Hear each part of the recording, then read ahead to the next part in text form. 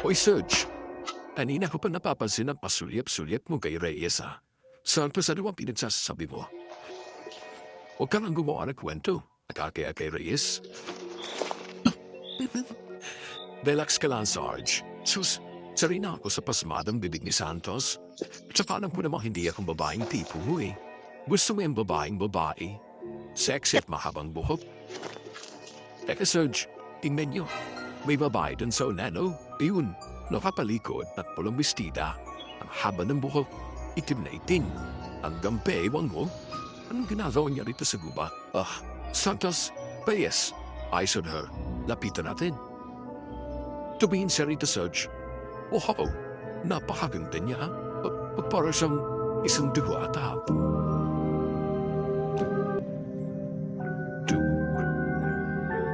Naranasan mo na bang magsinungaling? Hindi dahil gusto mo, kundi yon ang sa tingin mo ay tama. Paano kung isang araw kailangan mo magsabi ng kasinungalingan para tuparin ang pangako mo sa isang tao?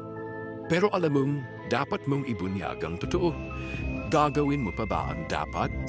O pipilitin mo tumapad sa pangako? Sige nga, i-comment nyo sa ibaba ang sagot ninyo. Excited kaming mabasa ito. Ako naiintrida kung ano ang pangakong yon. Tara net, sabay-sabay nating pakinggan ang kwentong ito hanggang dulo. Pero bago po tayo magpatuloy, huwag niyong kalimutan mag-like at subscribe sa aming channel. Maraming salamat po. Isang mapagpalang araw sa lahat ng tagapakinig ng kwentong takip-sinim, lalo na sa inyo, Miss Anne. Itago ninyo na lamang po ako sa pangalan Gabriela, hindi ko tunay na pangalan.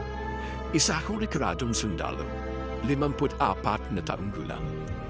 Ang kwento ibabahagi ko ay naganap noong taong 1999 sa isang lugar na itatago na lang natin sa pangalan na Bundok, Kinawa.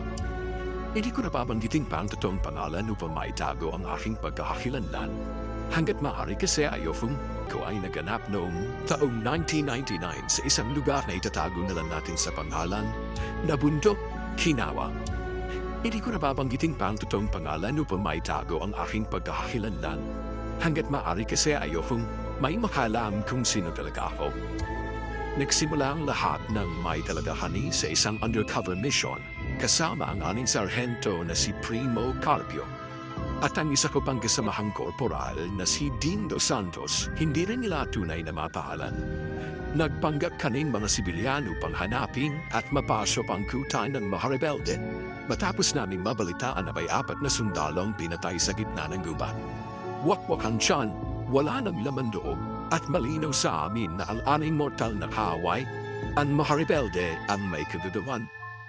Ayon sa intel, may isang baryo sa bundok na iyon na ginabangkutan nila, pero hindi matukoy ang eksaktong lokasyon, at yon ang aming misyon. Ang hindi namin alam ay hindi lang basta mga rebelde ang makakasagupa namin, kundi mahanila lang na muntik ng kumitil sa buhay naming tatlo. Sir, huwag tayong basta-basta magtitiwala sa babaeng yan. Posibleng isa siyang asset o kaya pay ng mga rebelde, kaya dapat mag-i-alert at mag-ingat tayo. Ara ko, Reyes, kaya galigan natin ang pagpapanggap bilang mga sibilyan. Yes, sir. Pero Serge, masyado naman siya maganda para maging isang rebelde. Stick to the plan, Santos. Keep a low profile. Paliwanag. Tapos, Serge. Kumilos kami na parang normal na mga sibilyan. Dala-dala ang mga backpack sa aming likuran habang papalapit doon sa babae. Malinaw sa amin ang plano. Magtatayo kami ng tent sa gitna ng gubat at magpapanggap ng mga camper. Para may kaparipaniwalang dahilan kung sakaling may makasalubong kaming ibang tao, lalo na kung mga rebelde. Dahil alam naming tatlo na masyado mainit ang mahamatan nila sa mga sundalong kagaya namin. Habang papalapit kami doon sa babae, nakita ko may bit-bit itong maliit lalo na kung mga rebelde. Dahil alam namin tatlo na masyado mainit ang mahamatan nila sa mga sundalong kagaya namin. Habang papalapit kami doon sa babae, nakita ko may bit-bit itong maliit na basket. Hindi pa ako sigurado noon kung anong laman ito dahil natatakpan ito ng maitim na tela. Ngumiti yung babae sa amin at medyo ipinagtahan namin yon dahil hindi yun normal. Hindi naman kami mag-aakilala para ngitian niya kami. Napansin ko ang kawalang takot sa kanyang mukha at napahunot ang noo ko sa malakit na titig niya kay Sargento.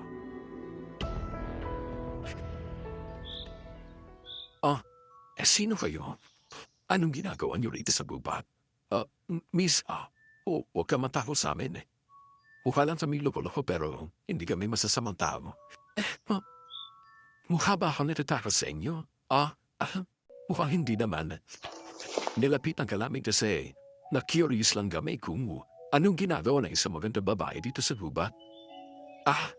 Nandito ka para kumuha ng mga halamang gamot na ilata ko mamaya. Albularia ha? Hindi alata Nagkakamali ka. Hindi ako albularia, no? Sadyang may alam na ako sa mga halamang gamot dahil tinuruan ako ng nanay ko noon. Para sa lola ko to. May lagnat at ubos siya at wala kami mapupuntang ospital dito. Simula pa noon, dito na kami umaasa sa mga halamang gamot sa gubat. Tinuruan ako ng nanay ko kung arin ang ligtas at epektibo. Mas kampante ako dahil alam kong nasubukan na tinamaan na sa amin. Wow! Hindi ka lang pala maganda. Mapagmahal na apo pa. Ay, balera pa itong kaibigan nyo? Dia, nasasabi lang ako ng totoo. Siya na pala, Alcidindo. At sila naman ang mga kaibigan ko, si Primo at Gabriela. Ako naman si Delilah. Kayo, anong ginagawa niyo rito sa gubat? Citadel ko na silugod na to, anayin ko lang kayo nakita. Nandito kami para mag-camping. Nasa una na ang tent namin. May nagsabi kasi sabi na maganda raw dito sa bundok Ginawa. Magkakamping kayo dito? O, bakit? Ay problema ba? At naho, hindi naman sa tinatakot to kayo ha? Pero wala bang nakapagsabi sa inyo na delikado manatili dito sa gubat pagsapit ng gabi? Hindi kayo pwedeng mag-camping dito. Bakit mo nasabing delikado? Citadel kong naninirahan malapit sa bundok. Alam na alam kong madilim na sikreto ng gubat tuwing gabi. Maraming mababangis na hayop ang naglalabasan para maghanap ng pagkain. At tayo mga tao, kaya nilang kainin. Talaga? Pasensya na ha? Di kasi ako basta naniniwala sa kwento-kwento lang eh.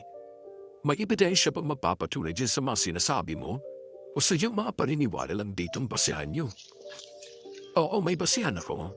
Dahil sa gubat ito, dito namatay ang nanay at tatay ko. Pinatay sila ng mga walang awang halimaw sa gubat ito.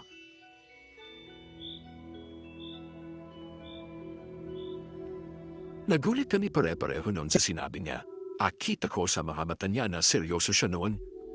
Sa lahat ng taong nakakasalamuha ko, ang babaeng yon ang mahirap basahin. Kaya hindi ako sigurado kung nagsisinungaling ba siya sa anin o hindi. Lumasan na rin yon. Pero sa pagkakataon yon nakuha niya ang loob ko dahil ulila rin ako. Naranasan ko mawala na magulang dahil sa isang aksidente nung bata pa lang ako. Kaya naramdaman ko rin ang sakit sa salitang binitiwan niya. Natigil naman ako sa aking pag-iisip na makarinig kaming lahat ng pag-angil ng mabanis na hayop sa unahan. Kaya nagkatinginan kami sa isa't isa at nakumbinsi kaming totoo nga ang sinasabi niya.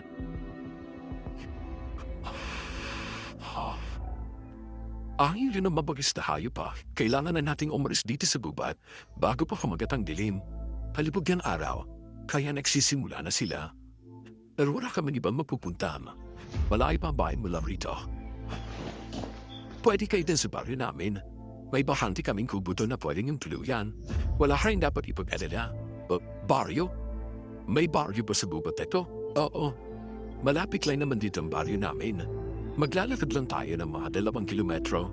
Makakarating na tayo dun bago pa kumagat ang dilim. Teka, bakit mo kami tinutulungan? Tang dilim? Teka, bakit mo kami tinutulungan?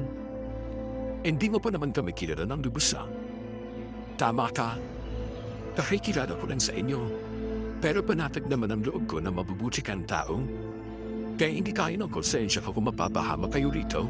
Nang wala man akong ginawa para tulungan kayo. Gagi, ayun na naman yung pag-aangil. Kung totoo na sinasabi ni Delilah, kailangan na natin sumama sa kanya.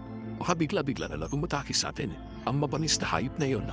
Sige na, sumama na kayo sa akin. At kung inaalala niyong tent niyo, Pwede dyan namang balikan ng bukas ng umaga. Walang magnanakaw rito, pero maraming mababangis na hayop ang pumapatay ng tao. Oh, sige, kasama kami sa'yo, Delilah. Mabuti naman kung ganon. Tara na, bilisan na natin. Sumunod kayo sa akin.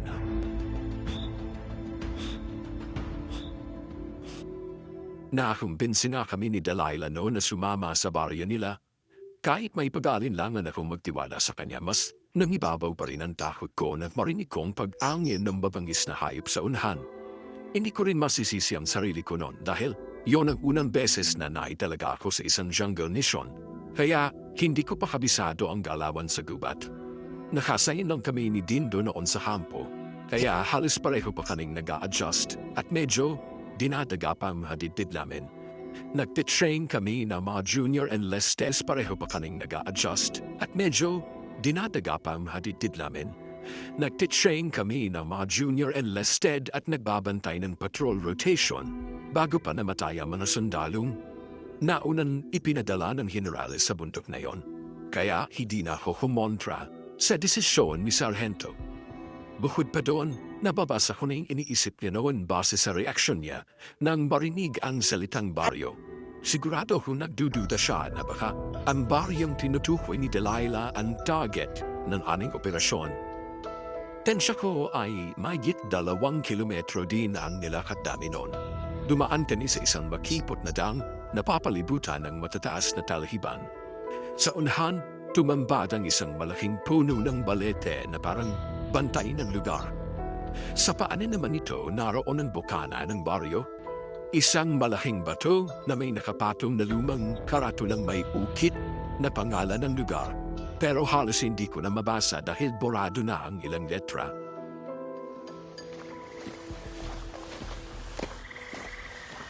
Tendito na tayo sa bari namin. Delilah, huwag mo sana mamasamay na. Pero baka hindi okay sa pamilya mo na nagsama ka ng mga tayong tulad namin. Oo na, baka mamaya niyan, aburin pa kami na itak ng lolo mo. Ano ba kayo? Huwag kayong maiyak. Tsaka masyado kayong takot sa lolo ko. Mabait ang lola at lola ko, pati nga rin ang buong baryo. Matutuwa pa nga sila kapag nakita kayo eh. Matutuwa? Ang totoo. Dahil nakagawa ko ng mabuti. Nakatulong ako sa ibang tao. Sigurado ako matutuwa sila kapag nalaman nilang tinulungan ko kayo. Kaya magtiwala kayo sa akin. Tanggap kayo dito sa bari namin. Minsan lang din kasi may mapadipad na diary dito sa amin. Salamat, Delilah. Walang anuman, Primo. Ano na? Pagtitinginan na lang ba kayo dyan? Tara na. Pumasok na tayo sa loob. Parehong nagulat sina Sargento at Delilah at sabay na patingin sa akin nang sabihin ko yon. Medyo matagal kasi silang biglang nagkatitigan nun. Agad akong umiwas ng tingin bago pa magtama ang paningin namin ni Sargento. Pakiramdam ko noon, isa akong bomba na anumang sandali ay sasabog. Kita ko kung paano titigan ni Delilah si Sargento at bilang babae, alam kong galawan niya. Kung wala lang talaga kami sa misyon, at kung may karapatan lang akong magselos, kanina ko pa sinita si Delilah. Hindi ko alam, pero bigla akong naaramdam ng inis sa kanya. Dahil sa asal niya sa harapan ni Sargento, kahit na wala naman akong karapatan. Pero bago pa ako madala sa emosyon ko, nabaling agad ang atensyon ko sa paligid. Nabibilang lang ang mga bahay at ang ilan ay nakasara. May mga matatanda naman na halatang natatarantang pumasok sa loob ng kani-kanilang mga bahay at nagsara ng pinto.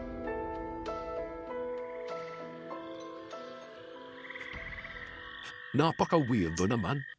Bakit bigla-bigla sila magsasara? Akala ko welcome kami dito. Parang napapapot yata sila sa amin. Pero bakit naman daya? Parang may kakaiba sa baryong to. May hindi tama sa mga kilos nila. Hindi ugali na mga rebeleng matakot at magbago sa mga sibilyan. Matatapang sila't mapagbusisa. Ayos ka lang ba, Gabriela? Sir, Primo, itawag mo sa akin. Hindi ka pwede badulas, Gabriela. Pasensya na, Primo. Hindi talaga ako komportable sa baring tabi. Masamang kutog rito. Maging alerto lang tayo. Lura ko kasing ito ang bari hinahanap natin. Kaya kailangan natin yung kumpirmahin. Lola, may mga bisita po tayo. Ay, aba, shadely ang mga kasama buwapo. Mga bagong kaibigan ko, Lolo. Magandang araw po. Ako na po pala si Dindo. Sila naman po mga kaibigan ko, si Primo at si Gabriela. Ako naman si Baldo. Po pala si Dindo. Sila naman po mga kaibigan ko, si Primo at si Gabriela. Ako naman si Baldo. Ang lolo ni Tilaina. Pwede ko rin ako tuwaging lolo. Ayun, sige po, Lolo.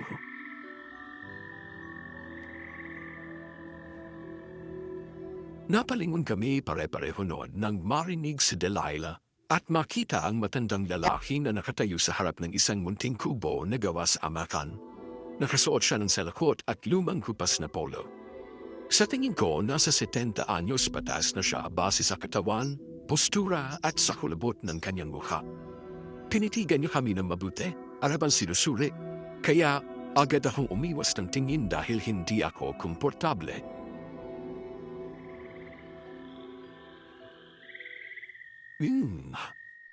Bago lang siya akin ang mga mukha niya. Dahil lang po sila rito, Lolo. Nakilala ko siya din sa gubat at nanaman ko na magkahamping sila doon. Kaya sinabihan ko sila na delikado din sa pagsapit ng dilim. Wala naman to po silang ibang mapupuntahan. Kaya niyaya ko po silang sumama dito sa baryo. Ganun ba? Mabuti naman at nilala mo sila rito. Talagang delikado ang gubat sa pagsapit ng gabi. At baka hindi na kayo abutin pa ng bukas. Ano bang klase mga mababang snipe ang nandun sa gubat? Bakit pati tao kaya din ang tainig? Gilan ba sa mabanyes na hayopeo? Kundi mga swang. Aswang? Totoo ba ng swang?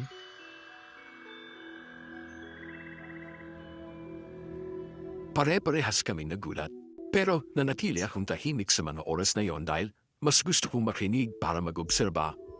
Sa tona ng boses ni Lolo Baldo, alam kong hindi biro yung sinasabi niya. Lumaki akong sinasabihan na huwag maniwala agad sa mga ganitong kwento, lalo na at kaming mga sundalo. Mga sinani kaming magtiwala sa lohika at ebidensya. Pero sa narinig kong pag-angil kanina, mahirap ipagkibit-balikat ang takot. Hindi man ito itinuturo sa anin, alam kong may mga bagay na mas madaling maramdaman kesa ipaliwanag. At sa gabi yon, kahit walang ebidensya,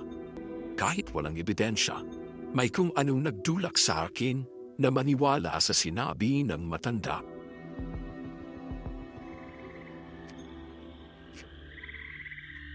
Oo, totoo sila. At silang pumatay sa mga magulang ni Delilah. Asensya na, Delilah. Pinadala po namin sa'yo tungkol doon. Okay lang. Matagay ko nang tinanggap yun. Nalapatakot naman palang gubat na yun. Buti na lang talaga sumamatay dito. Tama lang ang desisyon nyo. Dito wala kayong dapat ikatakot dahil malayo sa gubat ang bari namin. At isa pa, may patakaran kami dito tuwing gabi. At takaran? Ano ang patakaran? Bawan at lumabas sa gabi. Walang dapat tayo sedo-sedo ang magtatangkang gawin doon. Bakit naman do? Oo nga po, akala ko po baligtas dito. Wala rin naman parang pinakaiba rito eh. Malaki ang pagkakaiba iya. Kasi dito, kung nasa loob kayo nagbash, ligtas kayo. Pero doon sa gubat, siyempre ibang tatago kung suburin kayo ng mga aswang na bel. Sa bagay, ama si Lolo, mas ligtas na tayo dito kasi may bahay tayong matutuluyan at hindi naman siguro nakakasira ng bahay ang suwang. Pero yung tent natin, tayong kaya nung sirain yun. Paodin do. Isa pa, kaya rin naman kami gumawa ng patakaran para makasiguro na ligtas ang lahat. Pero wala pa namang napapadpad ng mga aswang dito sa aming baryo, kaya wala kayong dapat ikatakot. O siya, pumasok na muna kayo sa loob at doon ay pagpatuloy ang usapan. Ako'y pupunta lang sa aking kumpare. Nilena, Ikaw na muna bahala sa kanila. Sige, Lolo. Halina kayo. Dali kayo sa loob. Ipapakilala ko kayo kay Lola.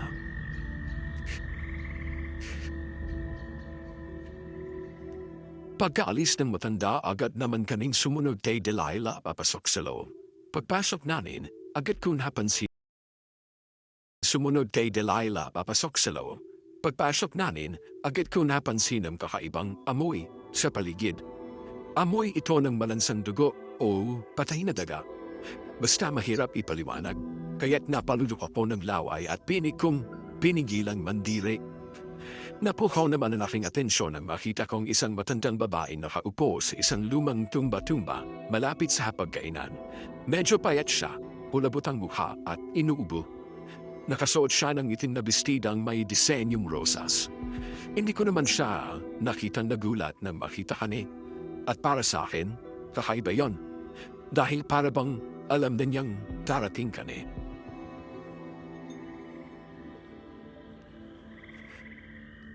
Lola, may mga bisita po tayo. Mga bisita? Oo, Lola. Mga bago ko po silang kaibigan. Magandang hapon, Lola. Ako si Primo at ang mga kaibigan ko naman po ay sina Dindo at Gabriela. Ay, ako naman si Minda. Tawagin Janela akong Lola. Sa bahay ng galing at may diradela kayong malalaking bagay sa likod ninyo. Galing pa kami sa bayan. Balak ko sana namin magkampi sa gubat. May nakapagsabi ko sa amin na maganda raw doon. Nagkataon na nakita namin si Delilah. Tapos sinabi niya na delikado raw magpalipas ang gabi doon dahil maraming mababangis na ayaw. May narin po kaming padahil kanina. Kaya napag-isip-isipan mo namin tanggapin ang alok niyang tulong at tabulid mo na rito sa baryo niyo ngayong gabi. Kung okay lang sa inyo, abay o na madiyo. Nakakatuwa nang isipin na tinulungan kayo ng apo ko. Tama lang ang naging desisyon niyo. Dito ligtas kayo. Ay, pasensya na kayo sa ubog ko. Okay lang po Lola. Sigurado na pong gagaling kagad kayo. Alata naman po kayo na tapo niyo. Ang sipag nga po niyo maghanap ng mga halamang gamot para sa inyo. Totoo yan, iho. Kaya napakaswerte ko talaga sa apo kong yan. Sus, si Lola Tilagao. Sige na, maupo na muna kayo. Ibaba niyo muna yung mahabag niyo para makapagpahinga. Maghahanda lang ako ng makakain niyo. Huwag ka na mag-abalaba, Delilah. Ayos na kami. Marami rin kasi kaming dalang baong pagkain sa van. Sayang lang kung hindi namin nauubusin. Baka mapanis pa kinabukasan. Ang kailangan talaga namin ay matutulugan ngayong gabi. Di ba mga pre? Oo. Huwag ka na mag-abalaba, Delilah. Sige. Ihahatid ko na ng Ray sa tutuluyan yung bubo para makapagpahinga na kayo. Ay, mabuti pag-aapo. Maraming salamat po, Lola. Sige ho, pupuli na ho kami. Salamat po ulit, Lola. Magaling po kayo. Walang gado ba?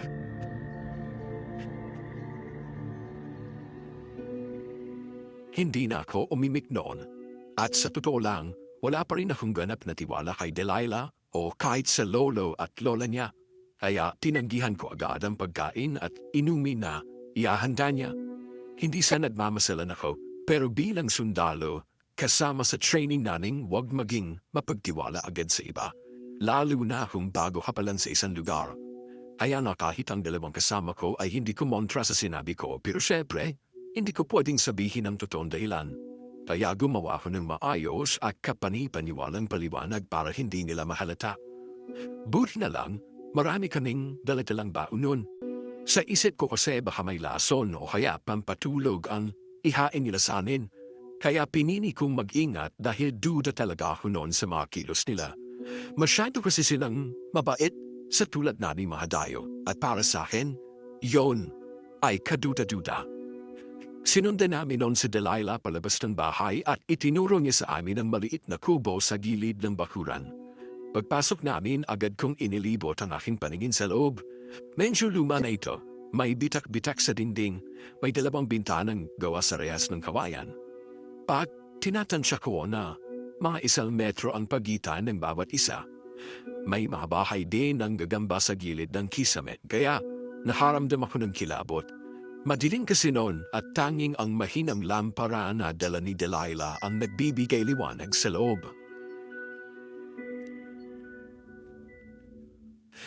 Dito kayo matutulog? Pasensya na kung medyo maliit ha. Pero sigurado kasya naman kayo dito. Ano, ayos lang ba? Kung hindi tayo sa'yo, baka kung ano lang nangyari sa amin doon sa gubat. Ako, baka kinakatay na tayo ng malaswang ngayon.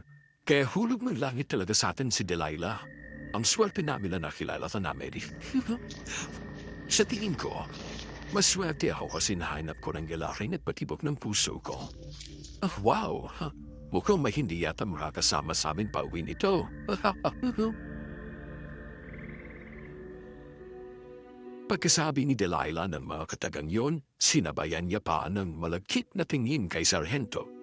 Kumulo talaga ang dugo ko nun at aaminin kong nakaramdam ako ng selos. Agad ako umiwas ng tingin at nagkunmuring nililibot ang paningin ko sa paligid. Hindi naman sumagot si Sargento noon na parang natameme siya sa sinabi ni Delilah.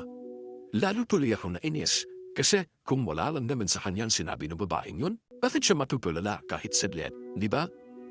Huminga ako ng malalim para pakalmahin ang sarili ko. Ayoko kasing mahalata nila noon na nagsiselos ako. Una sa lahat, wala naman akong karapatan. At higit sa lahat hindi ko pwedeng aminin ang nararamdaman ko para kay Sargento dahil alam kong hindi ako yung tipo ng babaeng magugustuhan niya.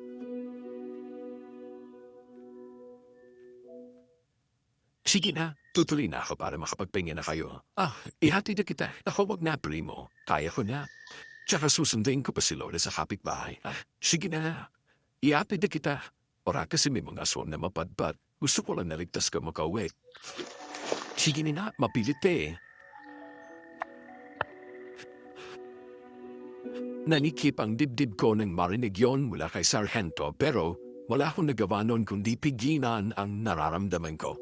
Dahil unang-una, alam kong wala akong laban kumpara sa babaeng itsura pa lang pasado na kay Sargento. Kung pwede ko lang talaga siyang pagbabala ang ginawa ko na. Pero ayokong magpahalata na apektado ako sa nakikita ko. Paulit-ulit kong pinaalala sa sarili ko na nasa mission kami at dapat yun lang ang pagtuunan ko ng atensyon. Pero kahit anong tago ko noon, napansin pa rin ni Dindo ang naging reaksyon ko dahil kanina pa pala niya ako tinitingnan.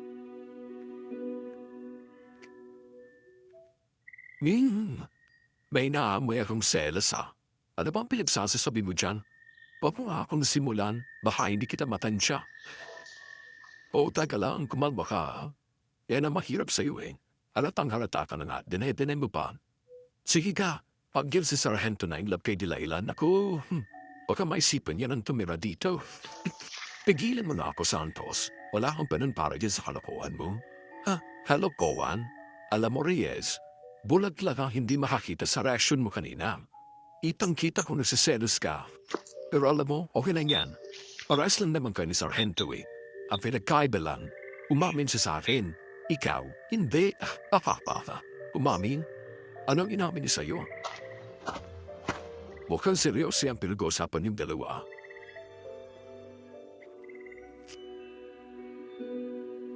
Napalingon kami pareho nang marinig ang boses ni Sargento bago pa nasagot ni Dindo ang tanong ko. Nagkatinginan kaming dalawa noon ng ilang segundo. Kasabay ang mabilis na pagtibok ng puso ko. Agad naman ako umiwas ng tingin at nilapag ang bag ko sa mesa tsaka hinalukay ang baon naming pagkain sa loob para maibaling ang atensyon ko. Reyes? Sir, yes sir. Okay ka lang ba, Reyes? Nako, hindi pa yun okay, Sarge. Anina pa. Paano eh? Nagugutom na po kasi ako eh. Mabuti pa kumain na muna tayo. Marami pa tayong tirang pagkain sa ban. Okay, sige. At kailangan din natin mag-usap ng masinsinan. Ramdam kong pinagpawisan ako noon sa kaba nang sinabi sa akin ni Sargento na mag-uusap daw kami ng masinsinan.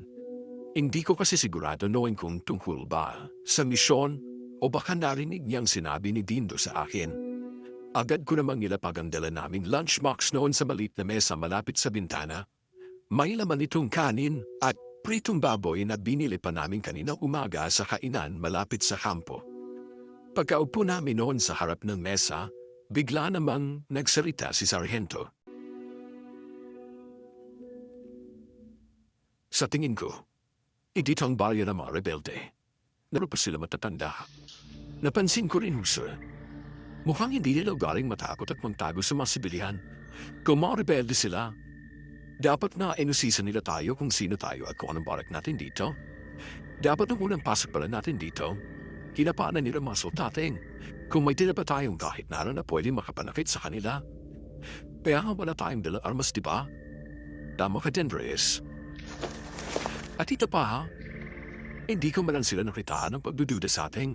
At para sa akin, kaduda-duda yon.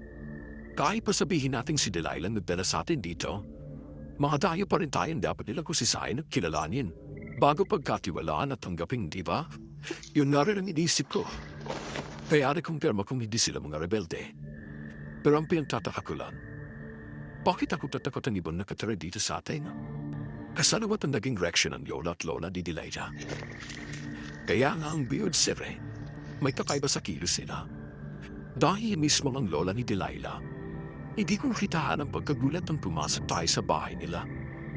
Para bang expected na niya darating tayo rito? Ano bang inisip mo, Reyes? Pakiramdam ko, parang nakaplano ng pagpunta natin dito. So, lang ba kayo pumayag na sumama dito sa bahay nila? Dahil akala niyong ang bayong to ang target natin? Hindi pala dahil sa natapo kayo kanina? Abo ka, Santos. Lahat ng iray po papanggap lang. At sa tingin mo ba, maniniwala ko sa mga aswang na sinasabi niya? Sa tagal ng serbisyo ko, kahit saan gubat ako napatpad, di minsan, wala akong nakitang aswang. Isa pa, tayo mga sundalo. Lohika at siyensya at sinusunod natin. Wala sa IFP ang mga supernatural na bagay-bagay na yan. May iba sigurong naniniwala, pero ako, hindi. Pero ano yung narinig natin pag-angil kanina, ha, Sarge? Bala pa na isang baboyer mo lang yun. At alam mo ba, ilang baboyer mo na rin ang nakita ko noon. Pero isang puto kong barilan, tumatakbo na ang hayop na yun palayo. Ako dyan sa mga ngaso o sudanang tulad natin. Nang marinig ko ang sinabi ni Sargento, doon ko nakumpirma na iisa lang talaga ang dahilan ng pagpunta namin doon. Doon ako mas lalong humanga sa kanya. Pero doon ko rin napagtanto ang isang bagay. Kung hindi ito mga aswang, posible ang plano ng iyang pagpunta natin dito. Gundi ang panakot sa ating ni Delilah para mapilitan tayong sumama dito. Yun na rin ang pinagtataka ko. Lumuna, akala ko pailag si Delilah ng mga rebelde para makapag-recruit ng mga sibilyan. Kaya minabuti kong magpanggap kanina para hindi nila tayo pagdudad bilang mga sundalo. Pero na makumpirma kung hindi sila mga rebelde, napaisip ako kung ano ba talaga ang pakay nila sa atin. Pero Sarge, di ba sabi ni Delilah, pinatay daw na mga aswang sa gubat. Hindi rin naman tayo pwedeng basta magparaton ng walang ebidensya. Ano kung yun talagang paniniwala nila? O kaya naman, totoong mabanis na hayop ang humatay sa mga magulang niya, pero akala nila aswang? Sa totoo lang, kahit ako, natakot ang sinarinig natin pagkanin kanina eh. Lalo na't nasa dead drop ang monobor natin eh. Pero paano mo maipapaliwanag na ibang tao dito sa baryo ay natakot sa pagdating natin? Paano mo ipapaliwanag ang pagkakaiba ng reaksyon ng ibang tao rito? Sa reaksyon ni Delilah at ang lola at lola niya, magkakaiba sa mga tao, Reyes. Siguro sa mata ng lola at lola ni Delilah, parang mapabuti tayong tao, pero sa iba, kaduda-duda ang pagdating natin dito. Aba si Santos, Reyes, huwag kang nagkamali tayo ng iniisip. Hindi tayo pwede magparatandang kung ano dahil sa mga duda natin. Basta mahalagang ngayon ay nakumpirma na natin hindi ang barag ito ang ating misyon. Bukas sa umaga, aalis tayo dito. Hindi tayo pwede ma-aksepa ng oras. Dapat lang, sir.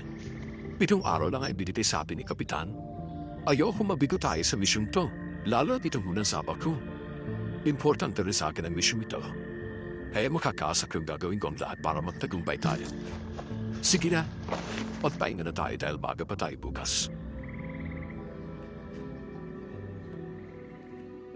Pagkatapos ng aning naging pag-uusap, niligpit na rin namin ang aning pinagkainan at pumigana sa papag. Napagitnaan namin doon si Dindo At ako naman ay nasa kaliwang banda malapit sa bintana. Pilit kong ipinikit ang aking mga mata noon dahil kailangan namin ng lakas para gumising ng maaga at simulan ang ikalawang araw ng aming misyon. Ngunit bandang hating gabi, nagising ang diwa ko na may narinig akong naglalakad malapit sa bintana. Likas namang matalas ang aking pandinig kaya narinig ko ang pag-uusap ng isang babaeng pamilyarang boses at isang matandang lalaki na kausap niya. Nakumpirma kong si Delilah at ang lolo niya yon nang pakinggan ko itong mabuti. Mahihina ang kanilang mga boses pero rinig na rinig ko yon dahil sa katahimikan ng gabi.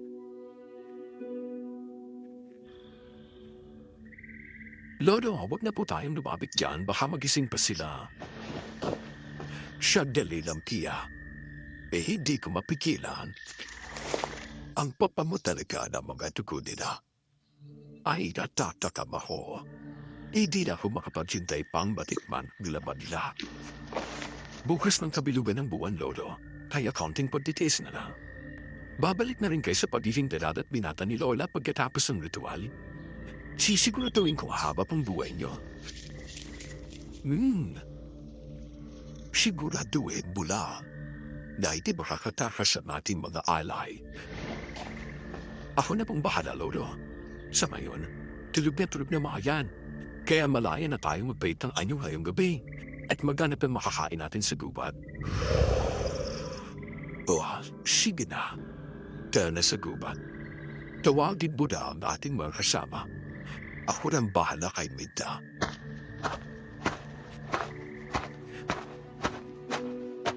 Tuluyan ang nawala ang tunog ng mga yabag. Ngunit hindi pa rin ako agad kumilos. Ilang sandali pa ang lumipas bago ko dahan-dahang idinilat ang aking mga mata. Maingat akong bumangon at marahang lumapit sa bintana. Pilit iniiwasang lumikha ng kahit kaunting ingay. Sumilip ako sa maliit na siwang ng bintana upang tiyaking nakalayo na sila. Nanlaki naman ang aking mga mata nang masaksihan ko ang isang bagay na hindi ko kailanman inakalang may katotohanan pala. Sa liwanag ng buwan, unti-unting nagbago ang anyo ng lolo ni Delilah. Ang kanyang katawan ay humaba, naging itim at tinubuan ng balahibo hanggang sa tuluyan siyang maging isang dambuhalang aso. Si Delilah naman ay napayuko. Gumalaw ang kanyang buhok na parang may salining buhay. At sa isang iglap, nagpalit din siya ng anyo. Para akong nawala ng hininga sa aking nakita. Napaurom ako. Nanginginig ang buo kong katawan habang pilit inuunawa ang aking nasaksihan.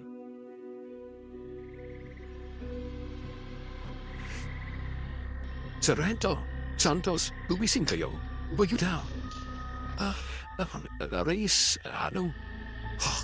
Bakit ganyan ang itsura mo? Yes, ano ba nangyari? Para ka na kita ng multo dyan na. Nasa panghanib ang buhay natin.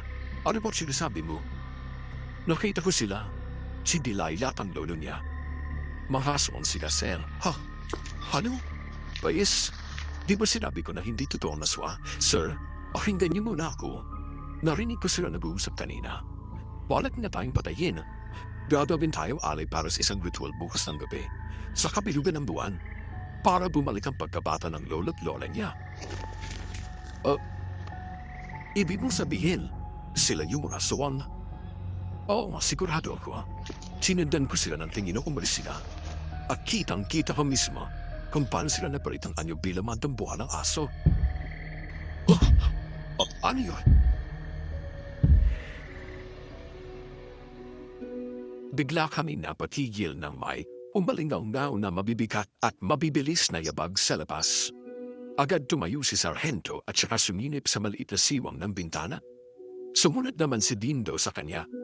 Ilang segundo lang ang lumipas bago sila parehong napaatras at halatang nagulantang sa kanilang nakita.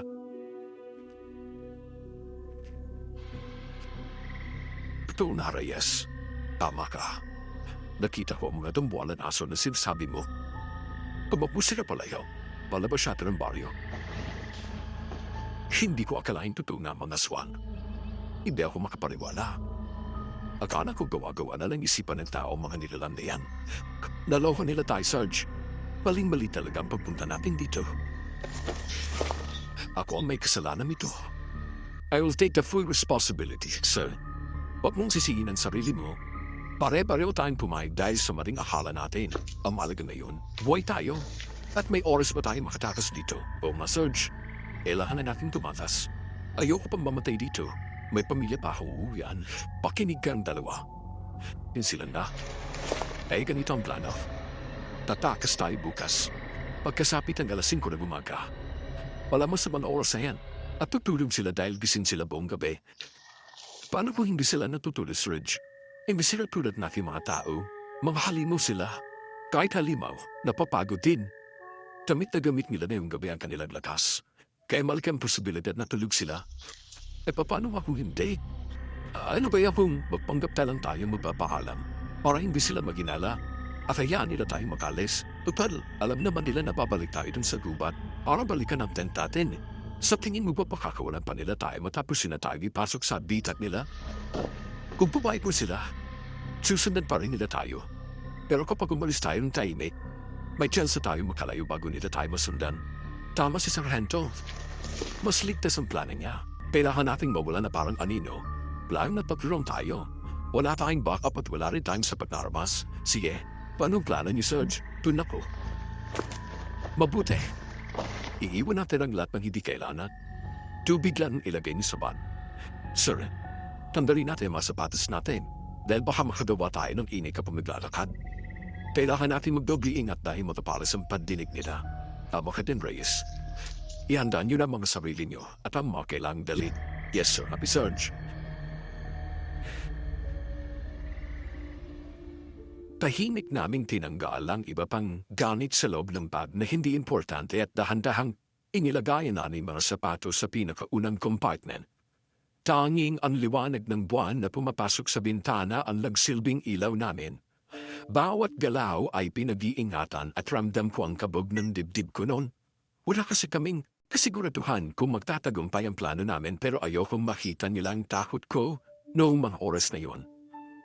Ilang sandali pa, hindi ko na namalayang nakaiglip na pala ko habang nakaupo sa papag at nakasandal sa pader. Nagising na lamang ako nang may marahang tumapik sa balikat ko at narinig ko ang boses ni Sargento.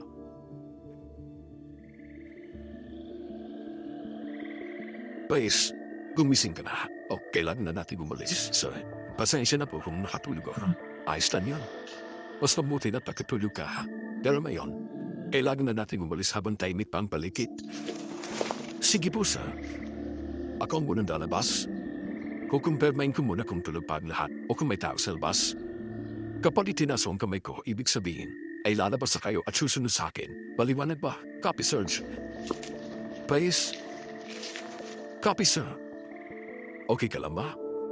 Nadari lang po ako para sa atin, sir. Manatili lang tayong positibo. Makakalis din tayo rito. Tumango kaming dalawa ni Dindo at sabay huminga ng malalim para pakalmahin ang sarili. Nagkatinginan kami bago na unang lumabas si Sargento. Nang makita naming itinaas na niya ang kanyang kamay, dahan-dahan kaming lumabas ng kubo at naglakad patungo sa direksyon niya. Naging alerto kami sa paligid. Doble ang ingat upang hindi makagawa ng anumang tunog. Gumamit kami ng hand and arm signals para makipagkomunikasyon ang tahimik habang isinasagawa ang pagtakas. Ginamit namin ang lahat ng kaalaman namin bilang mga sundalo. Alam naming isang pagkakamali lang ay maaari kami makompromiso, lalo na't wala kaming dalang armas, bukod sa nag-iisang baril ni Sargento na pinakatatago-tago niya. Hanggang sa tuluyan na kanin nakalabas sa bukana ng baryo.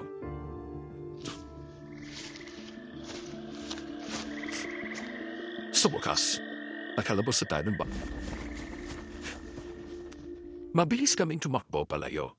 Halos hindi maipintang mukha ko habang tinatapakan namin ng lupa na walang suot na sapatos.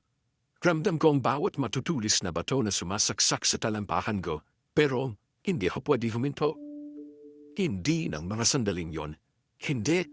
Habang alam naning may mga nilalang na gustong pumatay sa anin. Hindi ko alam kung gaano na kami katagal tumatakbo noon At buti na lang ay sanay kami sa training, kaya hindi kami agad kinapos ng hininga habang tumatakbo. Hindi naman agad namin matukoy ang daang dinaanan namin kahapon. Ang tanging palatandaan lang namin ay ang malaking puno ng balete na nadaanan namin noon. Paulit-ulit akong nagpalinga-linga. Pilit inaalala ang mga palatandaan sa paligid, mga puno at kahit anong maaring magsilbing gabay hanggang sa bumungwat sa amin ng isang malawak na talahiban.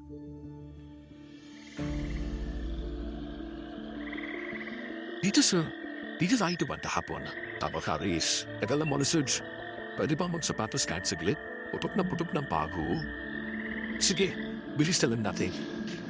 Ay, balas talaga na yun, Serge. Wala na tayong magagawa. Nangyari na ang nangyari. At mahalaga, makawi tayo ng buhay.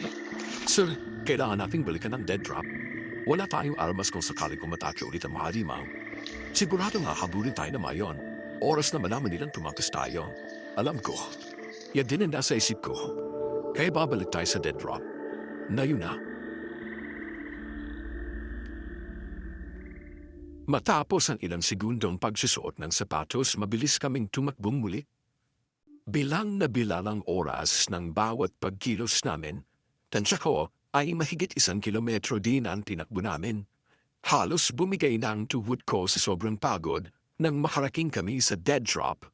Mataas ang damuhan at kung hindi mo alam ang eksaktong lugar, hindi makakalain na may nakatago doon. Mabilis naming hinawi ang damo hanggang sa makita namin ang nakabaong lalagyan. Isa-isa naming kinuha ang mga baril.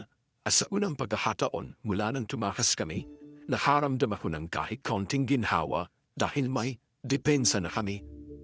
Umupo kami noon para magpahinga saglit at mag-isip ng susunod na plano. Ramdam ko naman ang pawis na dumadaloy at gumuguhit sa likod ko. Ang panginginig ng mga kamay ko at ang takot na pilit kong niluluno. Okay ka lang ba, Reyes? Ayos ang focus. Ininga lang ako sa kakatakbo. Kung hindi lang siguro ako duman sa training, baka nahimatay na ako kanina pa. Kailangan talaga nating bilisan ng kilos bago pa nila tayo maabutan. Putya talaga mga aso na yon. Ang gagaling magpanggap. Sinasabi ko ng habay may marital na sa babae nga Napaniwala nga tayo sa mga kwento niya. Napaniwala rin akong value nila ang target ng operasyon natin. Pero nagkamali ako. Dahil sa maling desisyon ko, nailagay ko kayo sa alananin. At tawarin niyo sana ako. Sir, tulad ng sinabi ko kanina, wala kayong kasalanan dito. May mga bagay lang talagang hindi natin kontrolado. Kaya huwag niyo pong sisihin ang sarili niyo. Ano bang plano natin ngayon, Serge? Babalik tayo sa exit point. Ayoko malagay sa alagarin ng kahit sino sa atin. Kumpirmado na hindi na mag-rebel ang kalaban dito kundi mga aswan. Tatlo lang tayo at limitado ang bala natin. Kaya hindi tayo handa para sa direkta enkwentro. Naiintindihan niyo ba ako? Yes, Sir Serge. Matapos ang sandaling pahinga, nagsimula kaming maglakad patungo sa exit point. Hindi na kami tumatakbo noon, pero bawat hakbang ay puno ng pag-iingat. Nakahanda ang mga baril sa aming mga kamay habang alerto kami nagmamasid sa paligid. Pinakiramdaman ko ang paligid at nagpalinga-linga sa labis na pag-iingat. Napakatahimik ng gubat sa mga oras na yon, hanggang sa hindi ko napansin ang isang sanga na nakaharang sa daraanan.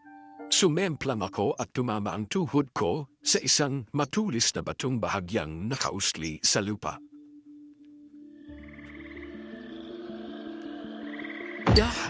Oh, Reyes. May sugat ka sa tuhod. Reyes naman, hindi ka nag-iinga. Pasensya ka na, ha? Nagmamasid kasi ako sa paligid. Oh, teka, relax, way. Concern ako sa iyo. Malayo pa ang lalakarin natin. Tapos ganyan pang nangyari sa iyo. Aksidente ang nangyari. Huwag mo rin sisihin, Santos.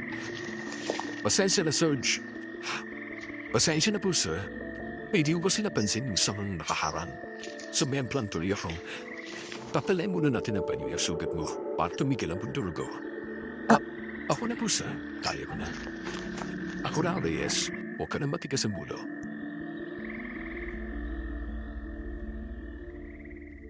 Saglit kami nagkatitigan ni Sargento Primo. Napalunok ako at agad na umiwas ng tingin. Kunwari ay Mas interesado sa suga ko kesa sa kanya. Ramdam ko ang pagbilis ng tibok ng puso ko habang tahimik niyon. Tinatalian ang tuhod ko gamit ang panyo niya. Nagulat naman ako nang bigla siyang lumuhod ng patalikod sa akin. Sumakay ka sa likod ko. Sir, wag na po. Kaya po to, Aisha. Yes, that's an order. Ayan na. Order na yung galing mismo sa puso ni Sargento Saratoga. Ay, nagbibera lang naman, Serge. Na naman masyadong seryoso. Serge, narinig yun. Oo, ok lang yun. Normal yan dito sa buba. Pero Serge, makaswang yan na. Ipapanggap lang na wak. Wala naman yung hapon. Tama si Santos, sir. May mga kwento na maaswang ay kaya makanyuhayop tulad ng pusa. Aso minsan ibon. Katulad kagabi, naging dabuhan ang aso sila. Nawala na yung wak. Lumipat papunta ron. Mukhang normal na ibon lang yun na gumagala rito sa buba. Pero tama kayo. Kailangan maging alerto tayo. Siguradong alam na nila na tumakas tayo. Malamang pinadahanap na nila tayo. Bilisan pa natin ang kilos. Walang hihinto sa paglalakad, Santos. Reyes, sakay na sa likod ko. Serge. Patuloy kami sa paglalakad habang buhat-buhat ako ni Sargento sa likod niya. Nasa gitna kami ng tensyon at nakakatakot na sitwasyon, pero hindi ko maiwasang mapangiti noon habang naaalala ang itsura niya kanina kung gaano siyang nag-aalala nang makita niyang nasugatan ako. Pero pinigilan ko ang sarili kong humasa. Alam kong ginagawa lang niyang tungkulin niya bilang leader namin at wala nang iba pang dahilan. Habang naglalakad kami noon, bigla naman kami nakarinig ng pag-angil mula sa di kalayuan. Napakapit ako sa balikat ni Sargento at siya naman ay natigilan.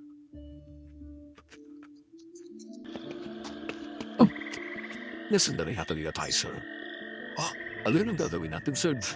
Kailangan na natin maghanap ng pagtataguan. Bilis, sir. May nakita akong mahabang damuhan. Pwede tayong sumiksik doon. Tara na.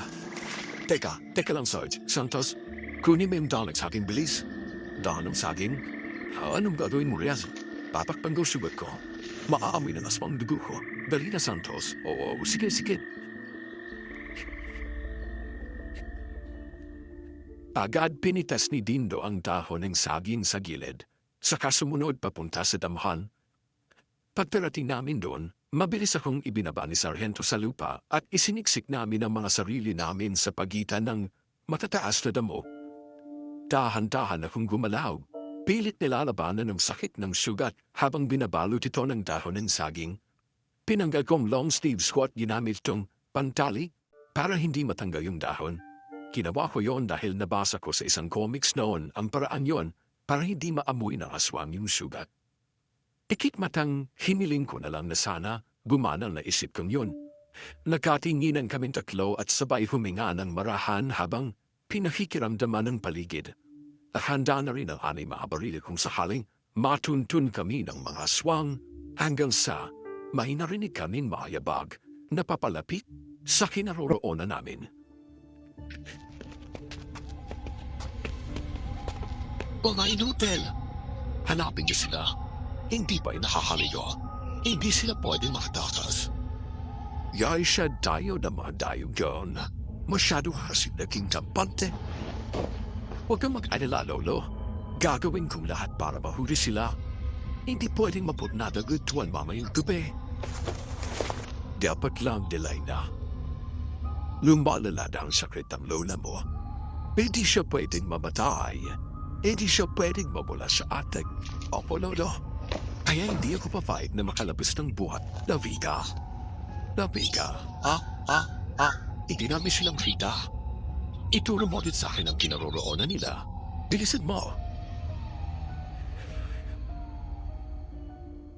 Doon ko tuluyang nakumpirma na ang uwak na umiikot kanina ay alagad na ng mga aswang. Kaya madali nila kaming nasundan. Pigil ang hininga at galaw namin tatlo. At halos sumabog ang puso ko sa sobrang tensyon at kaba. Patapang akong babae, pero sa sitwasyon yon, sugatan at halos hindi makakinos. Aminado kung isang maling galaw o ingay lang ay maaring maglagay sa panganib ng buhay namin tatlo, lalo na ang sakin. Ilang minuto rin ang lumipas bago namin narinig na papalayo na ang mayabag. Ngunit hindi pa rin kami agad nagsalita, gumalaw o nag-ingay. Iniisip namin baka hindi pa talaga sila tuluyang nakalis. Hanggang sa tuluyan na kaming huminga ng maluwag nang maramdaman naming bumalik na ang katahimikan sa paligid. Tama ang hinala ko, Sarge. Ang uwag kanina, alabit siya ng mga aswang. Magtataliro tuso pala mga nilalang na yun. Sa buong buhay ko, mahirap ang aminin. Nailahon natakot ang ganito. Sino ba naman hindi matatago, Serge? Mawali mo yun. Tao lang tayo. At paklirang tayo. Ano bang laban natin sa kanila? Kaya nga, kailangan na natin makabali sa exit point bago tuloyin ko ang dilit. Pali yan, Serge. Umalis tayo ngayon. Masusundan nila tayo dahil sa lintik na wag na yun, ha? Pero hindi tayo pwede magpalipas ang gabi rito. Hindi tayo sigurado kung ligtas tayo dito. Kahit anong oras, pwede nila tayo matuntun mamayang gabi. Sigurado mas malakas sila dahil kabilugan ng buwan. Kung gano'n na, wala tayong ibang pagpipilian. Kailangan na natin umalis dito. Tatakbo tayo hanggang kaya. Basta makarating lang tayo sa exit point. Paano kung mahuli nila tayo, Serge? Wala tayong magagawa kundi lumaban. Ihanda ninyo ang babaryo. Polan sila na bala kung sakaling magkakaharap tayo. Pero tandaan mo, Santos, kailangan pa rin nating tumakbo hanggang kaya natin. Copy, Serge. Reyes, okay ka lang ba? Kaya mo ba? Ayos ng po ako, sir. Huwag niyo po akong intindihin. Mabuti naman. Sana yun. Manatili muna tayo rito kahit isang oras lang, ha? Kailangan natin mapaniwala sila na nakalayo na tayo. Posibleng subuko sila sa pag-aanap sa atin. O kaya ay lumipas sila ng lokasyon pag-aanapan sa atin. Napabuntong hininga na lamang ako noon habang iniisip kung gaano kabigat ang kalagayan namin. Mahirap tanggapin na wala kaming kasiguraduhan kung makakauwi pa ba kami ng buhay. Pero paulit-ulit kong pinaalala sa sarili ko na sundalo kami. Bahagi ng sinumpaan namin ang maging handa lagi kahit kamatayan pa ang kapalit. Humigpit ang kapit ko sa baril ko habang pilit kong pinakakalimang aking sarili. Tahimik ang paligid. Ngunit ramdam ko ang bigat ng tensyon. Hanggang sa dahan-dahang tumayo si Sargento. Tumingin siya sa amin at sumenyas na lumabas na kami sa pinagtataguan namin. Kailangan na natin umalis dito. Reyes, sumakay ka na ulit sa likod ko. Opo, sir. Santos, maging alerto ka. Ikaw sa kaliwa, ako sa kanan. Okay mo ingay. May naririnig akong hayabag sa banda doon. Sir, dito tayo dumaan. Copy. Santos, sundan mo kami. Mabilis naming binagtas ang medyo mababang bahagi ng lugar nang makarinig kami ng kalabog sa unahan. Kaya umatras kami at dumaan sa kanang bahagi ng gubat na napapalibutan ng mahahaba at nagtataas ang damo. Medyo malayo-layo na rin ang nalakad namin kaya napabilib talaga ako kay Sargento. Hindi man lang siya nagpapakita ng pagod. Halatang batak sa training nakitang-kita sa maskulado niyang pananatawan. Binaning ko naman agad ang aking atensyon noon sa paligid bago pa ko tuluyang madala sa aking damdamin. Ilang sandali pa, napatigil kami pareho na mapansin naming hindi pamilyarang lugar na aming nilalakaran. Doon namin nakumpirmang naliligaw na nga kami.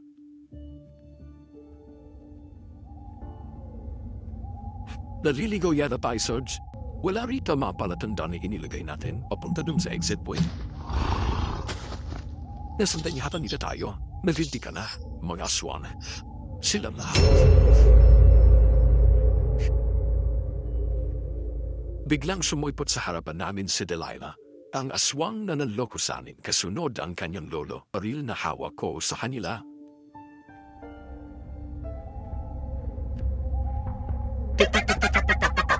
Naliligaw ba kayo? Simpang punta nyo. Nakailapin. Nakakain na tahalimaw ka. Layuan nyo kami. Kung ayaw niyong butasan ko ng bala mahulog nyo. Sa tingin niyo ba natatahap kami sa inyo? Hindi niyo kami matatakasan!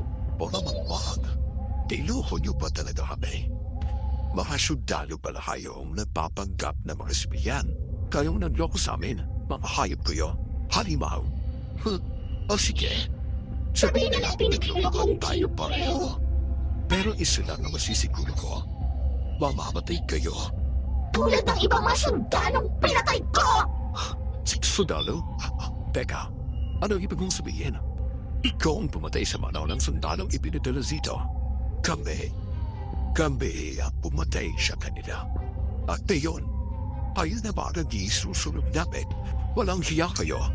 Hindi niyo kami mapapatay dahil kayo ang papatay namin. Tingnan na lang natin! Oh my God! Sukurin sila. Chris Santos, on my lord. File. Yaw. Eh, di nyo kami matatatasan. Maria. Isa-isa naning natamaan ng mga aswang at bumagsak sila sa lupa. Nakita ko kung paano sila bumalik sa anyong tao at sumabog bago naging apo. Si Delilah at ang kanyang lolo na lamang ang natirang humahabos sa amin habang walang tigil kaming nagpapaputok ng aming baril. Mabilisin ang kumilos pero natsempohan ko rin ang lolo niya. Natamaan ko siya ng 2 beses at bumagsak siya sa lupa.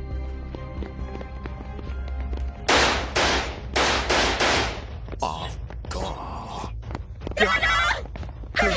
Ako walang iya! Magpapayag kayo! Pucha!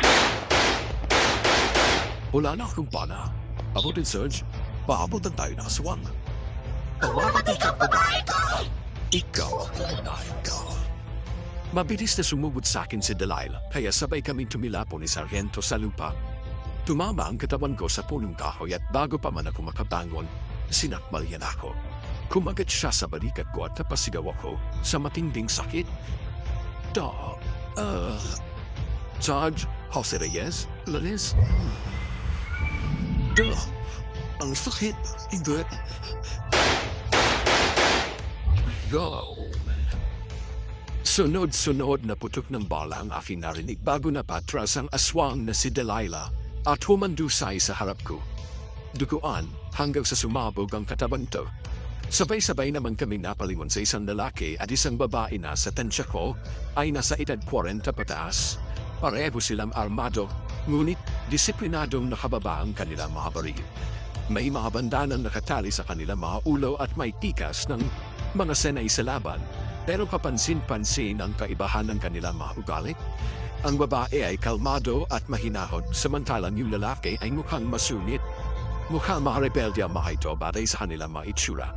Kaya hindi ko maiwasang magduda at kabahan. Agad naman lumapit yung babae at maingat na tinalian ng tela ang sugat ko.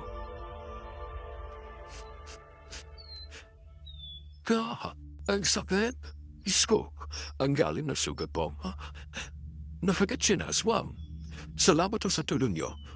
Kung hindi ko kayo dumating, makatuloy na siya napatay ng aswang na yun. Sino kayo? Bakit niyo kami tinulungan? Ako si Berta. Asitino naman ang aking asawa. Kailangan niyong sumama sa amin. Kailangan magapan ang sugat ng kaibigan niyo. Dahil maaari niya ito ikamatay. Kung gusto rin niyo mabuhay siya, kailangan natin siyang darin at kain ng salbe. Inang salbe? Sino siya? Siya ang aking inang na isang veteran ng albularyo. Kaya siguradong mapapagaling niya ang sugat ng kasama ninyo. Minsan na kami niloko na maasuan. Paano kami makakasiguro hindi kayo katulad nila? Ito na naman tayo. Berta, sayang na nalaway mo sa mga taong yan. Tinuluban na nga natin sila. Tayo pa ngayon pagdududahan. Tino, sandali lang. Wala kaming masama intensyon sa inyo. Gusto lang namin kang tulungan. Kung masama kami, hinayaan na namin mamatay ka kanina. Hindi kami nag-aaksaya ng bala para sa kalaban. At itagdag ko lang, wala kaming obligasyon sa inyo. Kaya maswerte kayo tulong. Ito na naman tayo. Berta, sayang na nalaway mo sa mga taong yan. Tinuluban na natin sila. Tayo po ngayon pagdududahan. Tino, sandali lang. Wala kaming masama intensyon sa inyo. Gusto lang namin kang tulungan. Kung masama kami, hinayaan na namin mamatay ka kanina. Hindi kami nag-aaksaya ng bala para sa kalaban. At itagdag ko lang, wala kaming obligasyon sa inyo. Kaya maswerte kayo tinulungan namin kayo. Sige Maraming salamat sa tulong niyo. Sasabaw kami sa inyo. Pero baka inuutulan nila tayo. Paano kung bitan pala to? Mas pipirin ko pag-isugal ang tiwala ko sa kanila. Sayang namatay si Gabriela. Alam kong hindi ko kaya mangyari yun. Hindi ko mapapatawad ang sarili ko.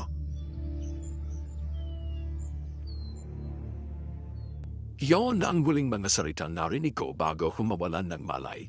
Pagdilat ko ng mga mata ko, buhat-buhat na ako ni Sargento. Hindi ko napigilang mapangiti sa kabila ng sakit na nararamdaman ko nang mapagtanto ko kung gaano siya nag-aalala para sa akin noon. Ilang sandali pa nakita ko si Mang Tino na nagbukas ng kwadradong pintuan sa lupa. Sa ilalim, may pababang hagdanan at agad namang pumasok sa isip ko na tunnel yun. Pagbaba namin ng hagdan, agad kong naramdaman ng malamig at mapahong hangin sa loob ng lugar. Makitid ang daan at ang mga pader ay konkreto na may kalawang sa ilang bahagi. Sa kisame naman ay may mga lumang tubo na may kaunting patak ng tubig na umuugong. Habang naglalakad na ipapasok, napansin kong mahigit 10 tao. Inaghalong mga kalalakihan at kababaihang abala sa pag-uusap. May mga baril silang nakasukbit sa balikat at nakasuot ng bandana sa ulo. Kaya doon ko agad na kumpirma na mga rebelde talaga sila.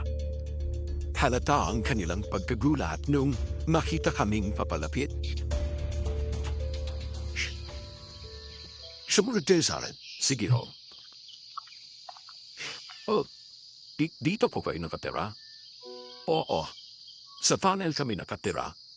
Sumunod nila pa kay Tino, malapit na tayo kay Inang Salve. Oh, sige ho. Dito tayo. Pumasok eh. Kumasok kami noon sa isang maliit na silid sa gilid. Doon namin nakita si Inang Salve, isang matandang babae na nakaupo sa isang lumang bangko. Mahaba at maputi na ang kanyang buhok at baka sa mukha niya ang mga taon ng pagtanda. May hawak siyang maliit na kahon na may mga kandila at halamang gamot. Halata namang nagulat siya nang makita kaming pumasok sa silid niya. Inang Salve, kailangan nila ng tulong mo. Anong nangyari? Sino sila? Oh, magdadahil ho kami dito sa bundok Kinawa. Nagtamping ho kami sa gubat pero inatake ho kami ng mga aswang. Nakikiusap po ako sa inyo. Pagalingin niyo ang sugat ng kaibigan namin. Ay, Diyos ko. Mukhang malalim na ang sugat niya. Ay, dele. Ipahiga niyo rito sa papa. Sige ho. Ang sakit. Ianda mo ang iyong sarili, iya. Masakit to. Sige po. Handa na po ako.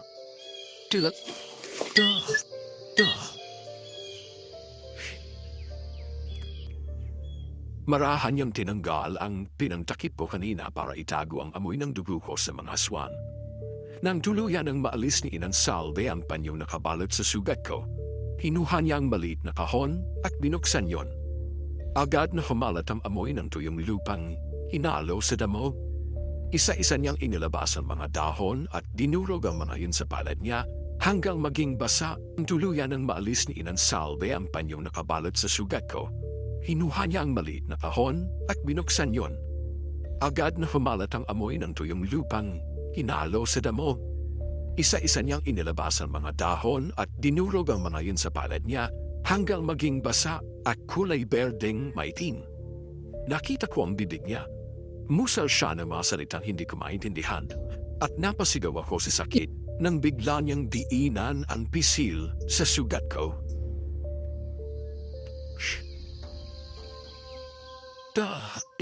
Ilang sakit lang yan, iya. Mawawala rin yan. Anong pakiramdam mo, iya?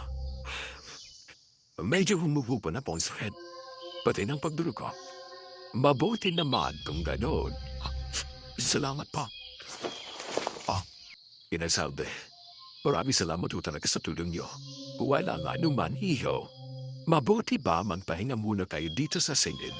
Maghahanda lang kami ni Berta ng hapunan para sa inyo. Sige ho.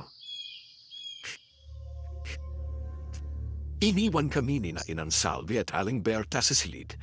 Nang tuluyang magsara ang pinto, sabay kaming huminga ng malalim, nagkatinginan at nagsalita. Mga rebelde sila. Nakapasok tayo sa kuta ng mga rebelde. Puna, sir. Pero nagkamalang inter, hindi baryang kuta nila kundi tunnel. Nagkamali din tayo ng duda. Hindi pala sila pumatay sa mga kasama nating sundalo, kundi mga aswang. Sobrang bait nila, Serge. Hindi ko akalain ang mga rebelding katulad nila ay may mabubuting puso. Utang na loob natin sa kanilang buhay natin dahil kung hindi sila tumatingi, ay isa na tayo sa natin na maason niyon. Utang na loob ko sa kanilang buhay ko. Pero sir, hindi nila alam na mga sundalo tayo. O paano kapag nalaman nila? Ang tingin para nila sa mga sundalo ay kalaban. Sa gayon siya, kailangan natin ito na papanggap. Hindi nila pwedeng malaman na mga sundalo tayo. Tumango kami sa isa't isa, isang tahimik na kasunduan. Pero bago pa man namin maituloy ang usapan, biglang bumukas ang pinto at nagulat kami nang biglang tumambad si Mantino sa aming harapan. Nakataas ang baril at nakatutok diretso sa amin. Nagdinim ang kanyang mukha, nanginginig sa galit ang kanyang mga kamay. Mga sundalo kayo, Mantina? Sandali lang ko. Ayaw niyo kami mo paliwanag. Paliwanag? Dari di ko sinabi niya, mga sundalo kayo. Wala. Plinado niyo ba itong lahat? Maniwala ba niyo kayo sa hindi? Wala kami balak na masama sa inyo. At hindi namin plano ang pagkatake ng mga aswang kanina. Hindi po kami masasamang tao. Maniwala po kayo sa amin. At panahin nga, napapasalamat kami sa inyo sa pagligtas niyo sa amin. Utang na loob po namin sa inyong buhay namin. Sino galit? Ang po isusukrong nyo kami, ay hindi na kayo dapat binubuhay pa. No, ano bang ginagawa mo? Baba mo mayang baril mo. Tama na yan, Tino. Bertaidam, mga sundalo sila, at dito sila para mag-spiya. Aling Berta, maniwala po kayo sa amin, hindi po namin puting. Naniniwala ko iya. Tino, ibaba mo na yung baril mo. Pero, Berta, hindi tayo pumapatay na mga walang kalaban-laban. Hindi yan ang prinsipyo natin. Pero, kailangan din natin protektahan ang sarili natin laban sa kanila. Di lang laging pusong dapat na pinahihiraw natin, Berta. Natuligan na tayong mga rebelde at dapat panindigan natin yun. Maaaring kontra tayo sa pamamahala ng gobyerno. Pero pumapatay lang tayo kung kinakailangan nating protektahan ang sarili natin. Sila, wala silang ginawang masama sa atin. Kaya wala tayong dahilan para patayin sila. Wala ba silang ginagawang masama, pero sa tingin mo ba, pag hinayaan natin sila maglabas dito, di nila tayo susuplong. Mag-isip ka naman, Berta. Aminin ko, noong una, bago namin pasukin ang kuta nyo, akala namin kayo may gawa ng pagkamatay ng mga sundalong nauna sa amin. Pero nagkamali kami. Mga aswang palang pumatay sa kanila. At kayo nagdito sa buhay namin. Matawad kung hinusga namin kayo at itinuring na kaaway. Pumatay. Kayo mga sundalo lang na barang gustong pumatay sa amin. Pinagtatanggol lang namin ang sarili namin. Ang gusto lang namin na ay pabuhay na baraya sa pamamahala ng gobyerno. Bakit ho? Bakit yung gustong tumiwalat sa gobyerno? Pwede naman yung kayo mabuhay ng malaya kung gugustuhin nyo. Malaya? Madaling sabihin yung para sa inyo dahil sundalo kayo at nakapubor sila sa inyo. Pero kami noon din yung mamamayan. Nanggawa pa din ang akin ang lupay namin at tamo na kami nakabuhayan dahil sa kasakiman nila. Flash silang awa. Mga juwari at sakit sa kabayarihan. Patawad, hindi ko alam ang nangyari. Hindi ko alam na ganyan palang ginawa nila sa inyo. Pero isa lang masisiguro ko sa inyo. Hindi nyo kami kalaban. Hindi namin kayo susuplong sa mga kasama namin para sa ikakapanatad ng loob ninyo. Binigyan nyo kami ng pagkakataong mabuhay pa. Kaya sino ba naman kami para ipagkait ang buhay na payapa at tahimik na gusto nyo? Paano naman kami maniniwala sa iyo, Sarento? Di ba? Tapat ka sa tungkulin mo? Oo. Abaw kayo. Sundalo ko na tapat sa tungkulin ko. Pero sa pagkakataon to, ordinaryong tao akong harap sa inyo. at tatanaw na putan na loob. Isa lang ang may papangako ko. Kung hayaan niyo kaming mabuhay at makauwi, mananatiling libang lahat ang nangyari. Gagawin ko ang lahat para protektahan kayo laban sa militar. Poprotektahan? Paano mo gagawa yun, abe? Sasabihin kong maligintela ang nakuha namin at papapang isahip na nakatira sa lugar. Kapag walang base, walang target. Kapag walang target, walang opensiba. Isasara nila ang operasyon sa lugar na ito. Tino, ibaba mo na ang baril mo. Mukha namang nasasabi siya ng totoo. Nakita ko mabuting tao sila. Sige, absuelto na kayo. Pero siguraduhin nyo na totoo ang masirabi yun. Kung hindi lang dahil kay Bella, karing na kupabigo ka sa niyang balang makaulo ninyo. Binabaan ni Mang Tino ang baril at lumabas ng sinid habang nagkatingin na naman kami sa isa't isa sabay huminga ng malalim.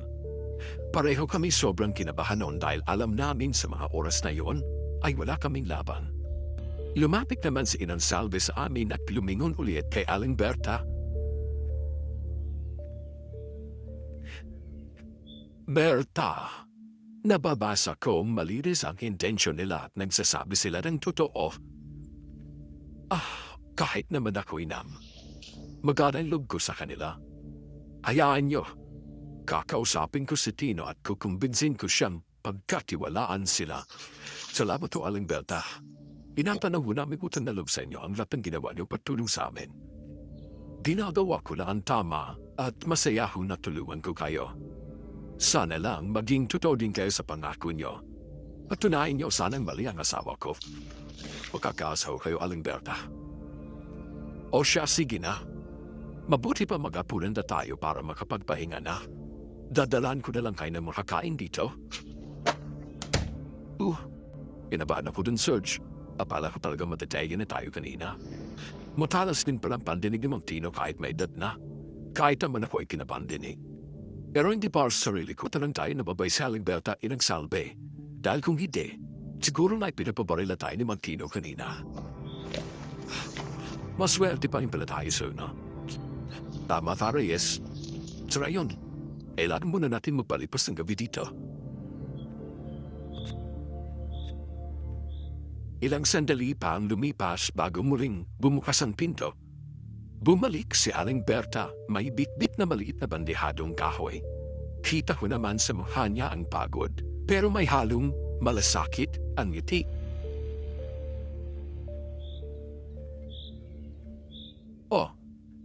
Eto na. Pasensya na kayo dyan, ha? Eto lang may ahain namin. Milagang kamote lang talaga ang kinakain namin tuwing hapunan. Ayos lang po, Aling Berta. Maraming salamat po. Salamat po, Aling Berta. Salamat po, Aling Berta. Pero huwag niyo po sana mamasamay na. Kamote lang po ba talagang kinakain niyo tuwing hapunan? Ibig kong sabihin, iba po talaga kapag kanin, di ba? Nasanay na kami sa ganito, iho. At limitado lang din ang bigas namin dito. Isang beses lang kami sa isang buwan bumababa ng bayan para makipag-barter ng gulay, pagit ng bigas. Kung minsan, kulang pa nga. Gaya na yun, naubusan kami. Pero kailangan namin hintayin si Kardinal na makabalik dito gari sa bayan. Isang beses lang sa isang buwan? Bakit isang beses lang ho? Delikado para sa amin na masundan kami dito. Kaya hanggat maaari, hindi talaga kami pumupunta ng bayan kung hindi kinakailangan. At kung ano-ani, yun na yun. Hamote, dabi, minsan saging, yun ang kinakain namin. Natutunan na rin namin mabuhay ng ganito. Ganun po pala. O siya, sige na. Kumain na kayo para pagkatapos nyo dyan, makapagpahinga na rin kayo. Ako'y lalabas na at magpapahinga. Teka lang ho, Aling Berta. Bakit iyo? Gusto na ko kasi namin umalis bukas ng baga. Pero baka ho hindi pumayag si Manpino. Yan lang ba? Kaya na ba ng katawan ng mga kasama mo ang mahabang laharan? Magaling na ba ang sugat mo, iha? Opo, ayos na po. Kayang-kaya ko na po. O siya, sige. Kakausapin ko si Tino ngayong gabi. Ako na ang bahala sa kanya. Maraming salamat po, Aling Berta. O siya, sige. Sige na, lalabas na ako. Tahimik ang sinid matapos umalis ni Aling Berta. Nakahiga ako sa papag noon habang si Dindo ay nakaupo sa papag at si Sargento naman ay nakatayo malapit sa pintuan na nakapumulsa. Ako naman dahan-dahan kong ginagalawan pa ako at nararamdaman kong tuluyan na nawala ang sakit nito pagkatapos ng gamutan. Dahan-dahan naman akong bumangon para sabayan sila sa pagkain. Kumakalam na rin kasi ang sikmura ko noon.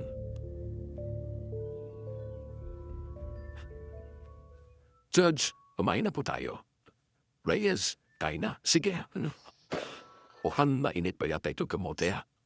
Oo, masa. Mukhang masarap. Matagal na din na hindi ako natakain ito eh. Pares pala tayo. Siyempre, nakasanayan na po natin kumain sa fast food. Ay nakakalimutan na po natin kumain ng ganitong klase mga pagkain. Tama ka din, Reyes. Pero kung titingnan mo ang sitwasyon nila, nakakaawa talaga sila. Ubus sa nangyari sa kanila noon, iniwalan po sila ng pagkakataong makita kung gaano kaganda ang mundo. Lagi na lang silang natatago at ultimo pagkain nila ay limitado pa. Yung inakala nating butal na kalaban ay pinoprotektan ng palang kanilang sarili laban sa mga militar. Hindi ko alabas maisip kung paano nila nakakayanang manirahan dito sa Labantanin. Pero wala naman tayong magagawa. Dahil pinili nilang buhay na ta. Hayaan na lang natin sila. Ang importante ngayon, pinayaan nila tayo na manatili rito kahit kalaban ng timiniwang tilo sa atin. Hindi din naman natin siya masisisi, sir. Tama ka din, Reyes. Basang tutuparin ko ang pangako ko sa kanila. Pero, sir, kung tutuparin yung pangako niyo, ano na lang sasabihin ng kapitan? Hindi naman sila naniniwala sa mga aswang at walahin sa paniniwala natin. Santos, makinig ka mabuti. Aduin natin.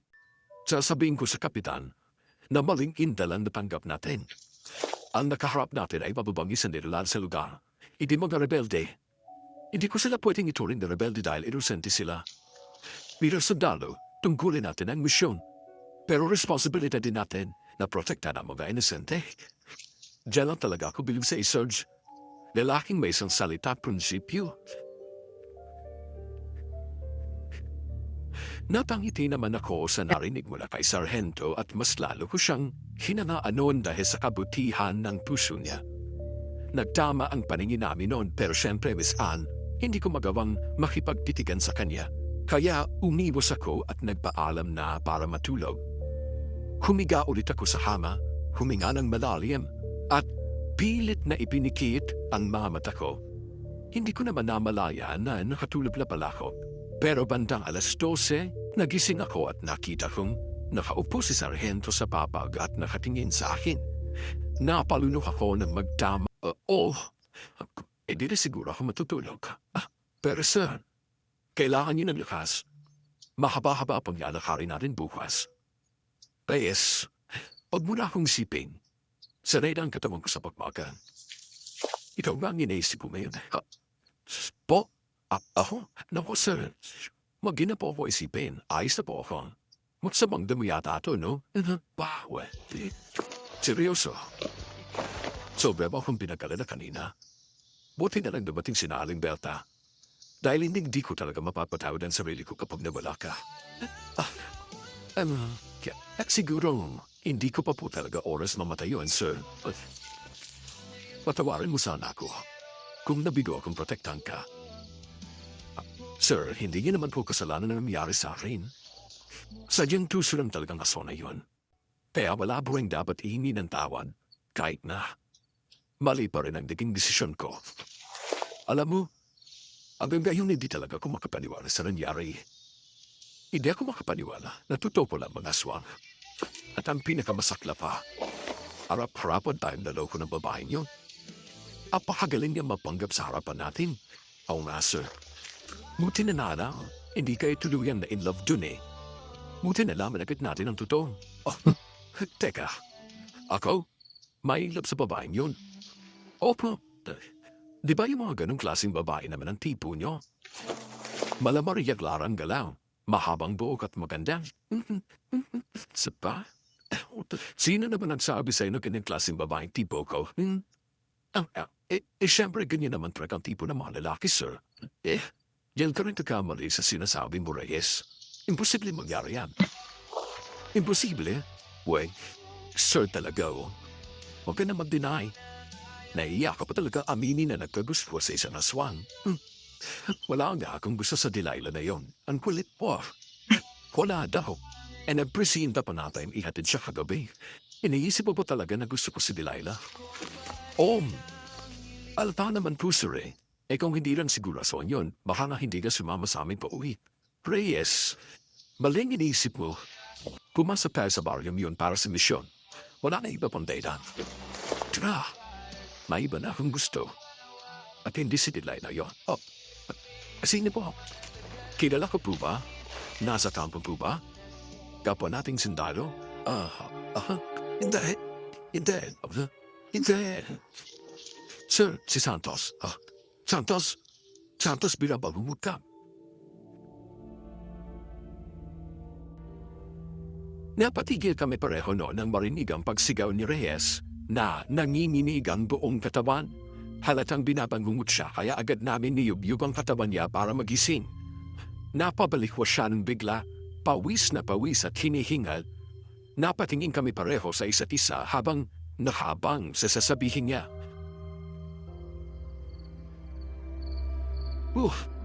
Usama na parang ginip ko, Sarge. Ano ba paraginip mo? Bakit takot ka? Ila pa daw ako ng dambo alaka sa Sarge. Akala ko matputo dahil naramdaman ko talaga yung sakit ng kagat niya. Pagumot lang yung Santos. Nandito tayo sa loob ng tunnel kay wala kang dapat ipag-alala. Huwag kang ligtas sa matay dito eh. Alam ko, Sarge. Buti nga nagising ako eh. Huwag mo na kasi masyado isipin pang nangyari kanina.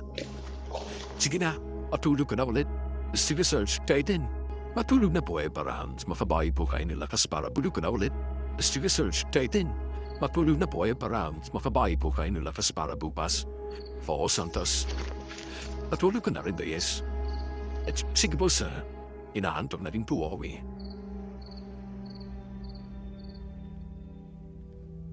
Sa totoo lang, ayoko pa sana matulog noon dahil gusto kong marinig ang sagot niya sa tanong ko kanina. Pero syempre, ayoko ring isipin niya na sobra kong interesado sa kung sino yung babaeng yon. Sa kabilang banda naman aminin ko medyo nasaktan ako sa narinig ko dahil alam kong malabong maging ako yung babaeng yon. Pilit ko na lang ipinikit ang aking mga mata at huminga ng malalim hanggang sa nakatulog na rin ako. Hinabukasan maaga kaming ginising ng mahinang katok. Pagbukas ng pinto, bumungad sa amin sina Mang Tino, Aling Belta, at ilan pang armado rebelde. Ngunit hindi galit ang nasa mga mata nila, kundi bahagyang ngiti. Magandang umaga sa inyo. Pasensya na kung nagising namin kayo. Palaman niyo lang na maganda. Dahil ihatid na namin kayo para pa sa Cuba. Ihatid ho. Sasamahan namin kayo hanggang makalabas kayo ng gubat para masigurado namin ang taligtasan ninyo. Maraming salamat sa inyo. Pero ayoko managkasalaganan ang buhay niyo dahil sa amin. Sapat na una iniligtas yung buhay namin. Tayo na po namin ang sarili namin kaya wala ko kang dapat ipag-alala. Kung gano'n, papadalang ko na lang kayo ng panlaban. Hindi lang basta barel. Ito ay may kasamang makapangyarihang orasyon. Kung sakaling may umatake ulit na aswang, may magagamit kayo para maprotektahan nyo ang sarili nyo. Salamat o inasalve. Sobrang nakiw talagang nagtulong niyo sa amin. Maliit na bagay lang yan, kaya huwag kayong magpasalamat. Basta lagi yung tatandaan na kailangan yung tatagan ng loob nyo sa lahat ng pagkakataon. Lagi naman yung matatag ang loob namin ng salve. At daw kami sa kung ano ba na mangyayari. Pabuti. Tino, ibigay mo na sa kanila mga baril na dadamitin nila. Ito na mga baril ninyo. Pasensya na kagabi. Natali lang ako ng ibusya po. Okay, magalala. Buo na ang tiwala ko sa inyo. Naniniwala na para may isang salita ang syudang katulad mo. Salamat ang Montino. Siya. Sige na. Umalis na kayo habang maaga pa. Medyo malayo pang lalakaran ninyo. Tato, niladang kamote. Baunin niyo kung sakaling gutuming kayo. Pasensya na huyan lang ang meron dyan ngayon. Salamat po sa lahat, Alimberta. Di ko po makakalimutan ang kabutihan niyo sa amin.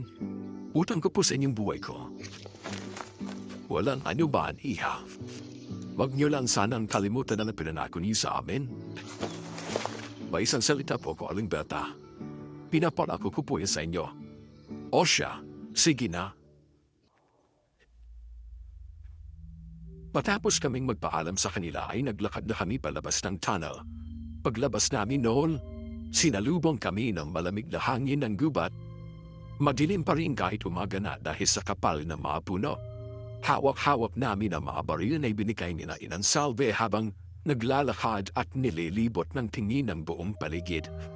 Tensya ko ay nasa mahigit 1 oras na kami naglalakad noon, kaya huminto muna kami saglit para makapagpahinga. Nang may marinig kaming pag-angil ng mabangis na hayop sa unahan. Wala din sa apo at sa asawa ko. Ang lola ni Delilah. Reyes Santos, fire. Walang hiya. Kayo maharimaw. Hindi na kayo dapat binubuhay pa. Kung may mga tunay na kalaban dito sa mundo, kayo yan. Kayo man ang bibiktima ng mga inosente. Wala kayong buwan na manatiling buhay.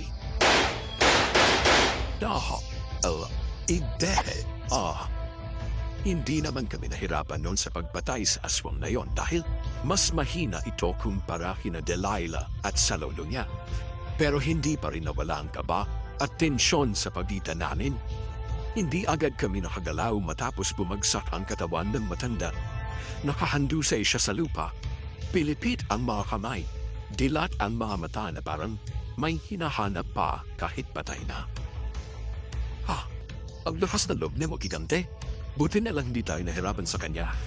Sa tingin mo, may natitira pa rin aswang na buhay kung sa baryo? Hindi ako sigurado din, Santos. Kailangan na natin umalis dito, Bayuna. Tapi, Serge. Konti na lang. Mararating na natin ang exit point.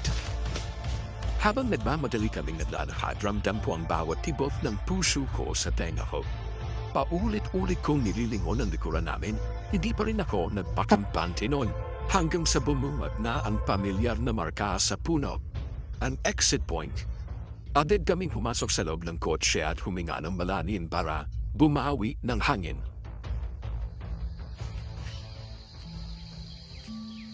Sa wakas, makakauwi na rin tayo. Tomas, salamat kina Aling at Montino. Kung wala sila, mahaini na tayo nakauwi ng buhay. Kaya dapat po pa rin natin ang pangako natin sa kanila. Huwag kayo magkalala. Ako rin bahala. Ang mahalaga ngayon, tigtas sa tayo. Pagdating namin sa kampo, agad na nagtungo si Sargento Carpio sa opisina ni Kapitan Pablo para magbigay ulat. Naiwan kami ni Dindo sa labas ng opisina noon at naghihintay. Hindi ko alam kung anong pinag-usapan nila sa loob. Ang alam ko lang, seryoso ang mga mukha nila bago magsara ang pinto. Ramdam ko pa naman noon ang kirot sa balikat ko kahit tuyo na ang sugat. Siguro ay nabinat ito sa nag-ienkwentro namin kanina. Pinagpapawisan naman ang palad ko sa kaba habang iniisip kung paninindigan ba ni Sargento ang pangako niya sa mga taong nagligtas sa buhay namin at kung paniniwalaan ba siya ni Kapitan Pablo. Ilang sandali pa ay bumukas ang pinto at nagtama ang paningin naming dalawa. Reyes, pasok ka muna saglit. Yes, sir. Teka, di mauusapan dyan, Serge. Idira Santos, may gusto lang makita si Kapitan.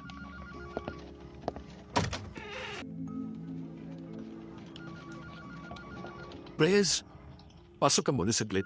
Yes, sir. Teka, di mauusapan dyan, Serge. Idira Santos, may gusto lang makita si Kapitan.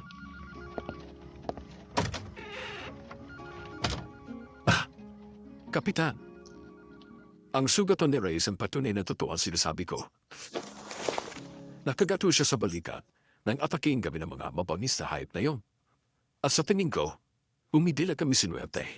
Baka natulad na kami sa naunang scouts dahil napaka-agresibo po talaga ng mga hayop na nakasabupa namin.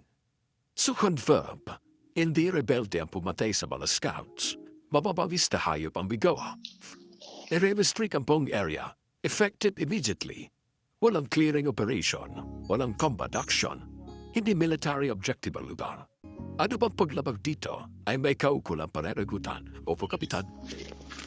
Hindi ba naayon sa plano rin yung resulta? Pinabati ko pa rin kayo. Nakauwi kayo ng buhay mula sa inyong misyon. Salamat o, Kapitan. Nakahinga naman ako ng maluwag na marinig ang naging desisyon ni Kapitan. Tahimik kaming lumabas si Sargento sa opisina at pagdating namin sa labas ay naroon si Dindo. Nakasandal sa pader at halatang naghihintay sa ibabalita namin. Ano sir? Anong sabi ni Cap? Naniwala ba sa inyo? Oo, Santos. Mabuti naman po kung ganun. Sir, pwede na po ba akong umuwi?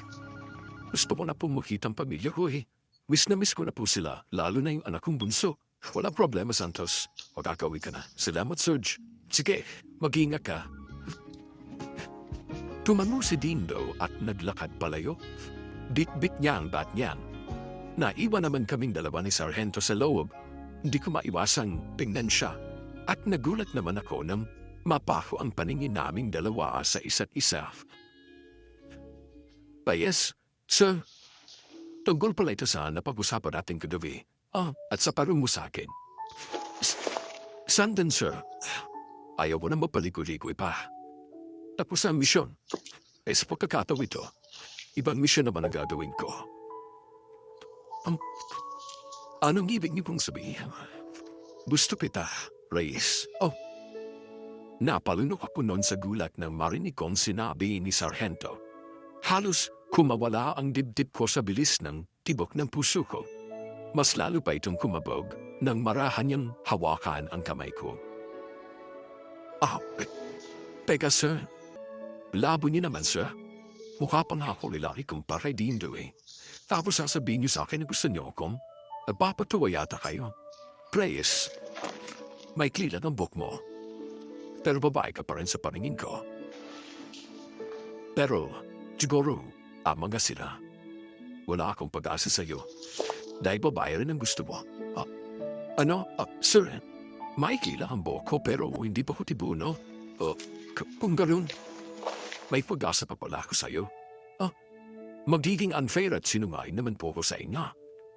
Kung sasabihin kong, hindi kita gusto. Ibig sabihin, gusto mo rin ako. Bawat hakbang ko. Nauna ang kaba sa dibdib ko noon, kaya tanging pagtango at pagngiti lang ang nagawa ko. Ikaw ba naman ang nasa sitwasyon ko, Miss Anne? 2 taon ko ng crush si Sargento at hindi ko maasa na mapapansin niya ako. Tapos bigla na lang siyang magtatapat sa akin. Sino ba naman ang hindi magugulantang doon? Kaya hanggang ngayon, hindi ko pa rin makakalimutan ang araw na yon. Kitang-kita ko namang tuwang-tuwa siya. At wala namang mapaglagyan ng saya ko noong mga oras na yon. Ngayon, mahigit 2 dekada na kaming kasal. Talagang napakasaya ng buhay namin pero hindi ko maiwasang balik-balikan ang mga alaala noon. Maraming salamat po, Miss Aaron, sa pagkakataong ibinigay ninyo sa akin para maibahagi ang kwento namin sa inyo. Muli, ako po si Gabriela at dito ko na po tinatapos ang aking kwento. Kung minsan nga sa buhay, hindi natin agad malalaman kung sino talaga ang ating kaaway o kakampi. Kung sino ang pwede nating pagkatiwalaan at sino ang hindi. Gaya nga ng nangyari sa 3 sundalo, sino nga ba naman ang mag-aakala na ang mga rebelde na unang inakala nilang kaaway ay sila pala ang maglidikta sa kanila mula sa tunay na panganib. Sabi nga nila, don't judge a book by its cover.